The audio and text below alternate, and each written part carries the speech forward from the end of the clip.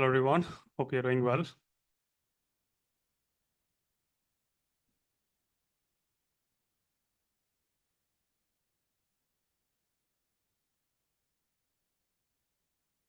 How many of you are watching Olympics? Today was a critical game, right? What happened?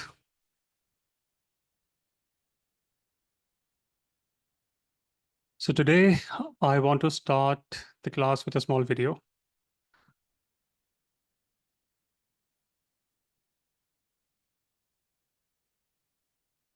Just let me know what's happening.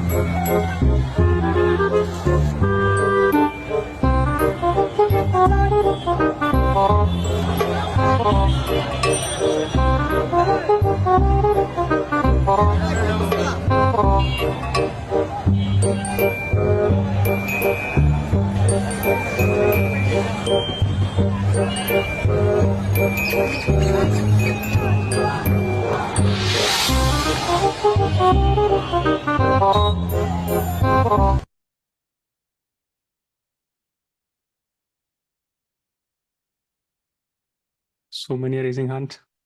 Okay.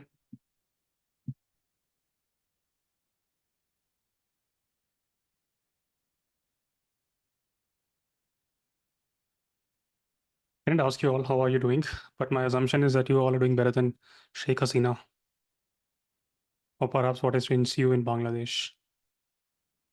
What happened to her? What happened with her?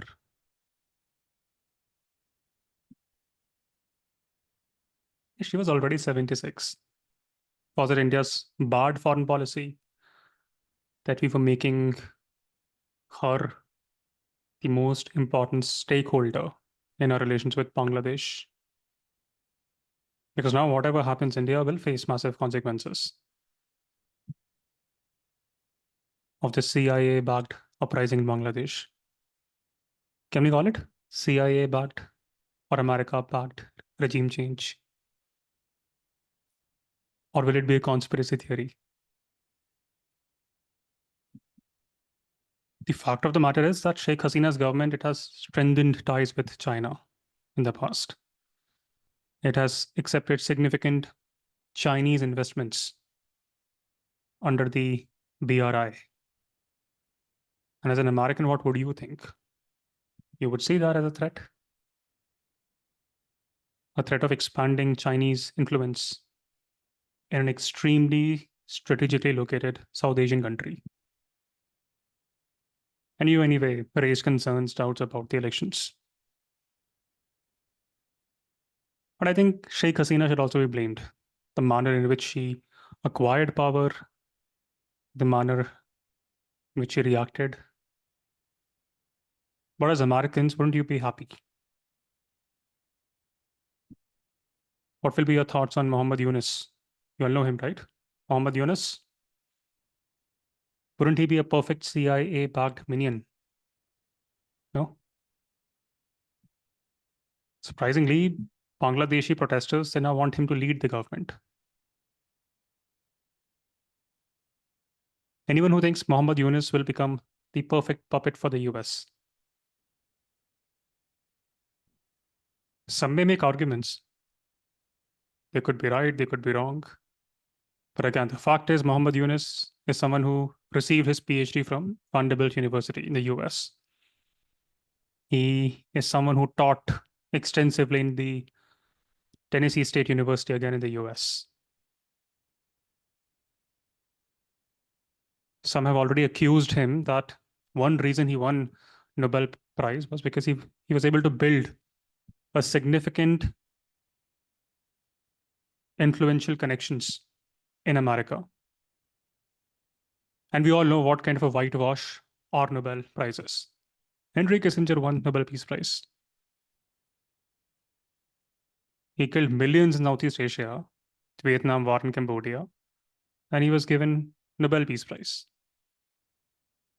Barack Obama received Nobel Peace Prize for ruining Afghanistan, Yemen, Somalia, Libya. In the previous episode, we learned about what? Guantanamo Bay. One of Obama's campaign promise was to close that bay, that detention camp. But throughout his presidency, nothing changed. US was still housing detainees without trial.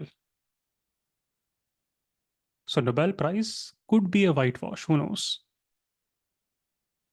I watched Mohammad Yunus's interview today, and the anchor asked him, religious minorities are getting targeted. They're being targeted in Bangladesh. What do you have to say there? He didn't acknowledge it. He could have asked people to remain calm.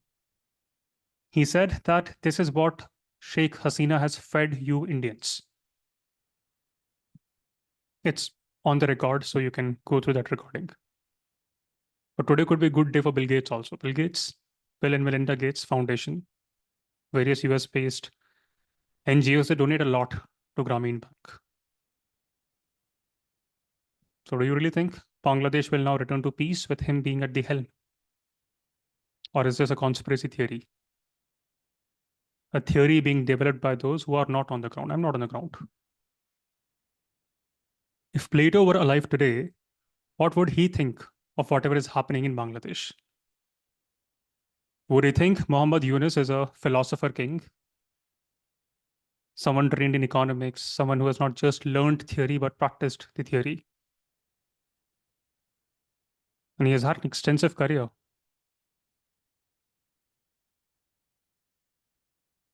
What would Plato think? And if you just go by the numbers alone, not the opinions, pure facts from the IMF, World Bank, Bangladesh's economy tripled since 2009. Bangladesh dominated the textile market globally. When I was in the US, they ever go to any store, things were made in Bangladesh, things were made in Vietnam. Those were up for sale. And very interestingly, Bangladesh diversified its export base, include pharma, IT, services, shipbuilding. In fact, India was using Bangladesh as a way to export pharma across the world. Bangladesh, in the past few years, invested in the energy sector. Just look at the power generation capacity. That's the metric you use. 2009, the number was around 5,000 megawatt, or less than that. Today, it's over 21,000 megawatt. Health outcomes, education outcomes. At least on papers, basis the facts, things were changing. But then what happened? How would Plato see whatever is unfolding in Bangladesh? Would Plato ask a question, if Bangladesh was doing so well, why did Sheikh Hasina's daughter, no, why did Sheikh Hasina's sister, why did she remain a UK citizen? Why did the son of Sheikh Hasina settle in America, in the US? Mother was the prime minister. Sister was the prime minister. Wouldn't he ask, if she had so much trust in Bangladesh, its economy, its people, why did she live in the UK throughout her life? You see something, the shadows, reality may be different. Isn't something similar happening in India? Gautam Adani is the well-renowned Indian businessman, but his billionaire brother, I think Vinod Adani, not an Indian citizen. He lives in UAE. He has a Cyprus passport. but his elder son managing the entire business. Not the entire business, but large parts of the Adani empire. And today, if you say anything against Adani ji, you are against India. Our national security advisor's son, one of the sons, not an Indian citizen. Foreign minister's son, again, not sure. When was the last time he resided in India? And nothing wrong with that. I just want you all to think like Plato. How will he analyze the state of the country?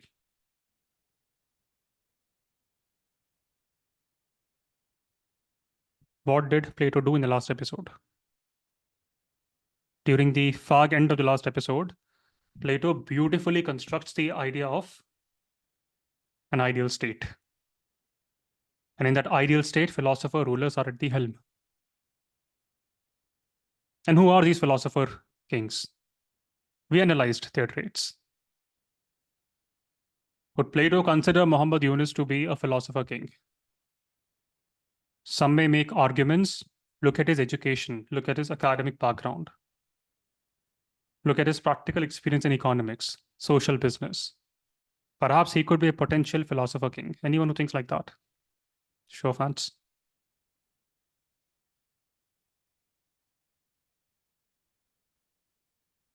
On papers, he looks like a philosopher king.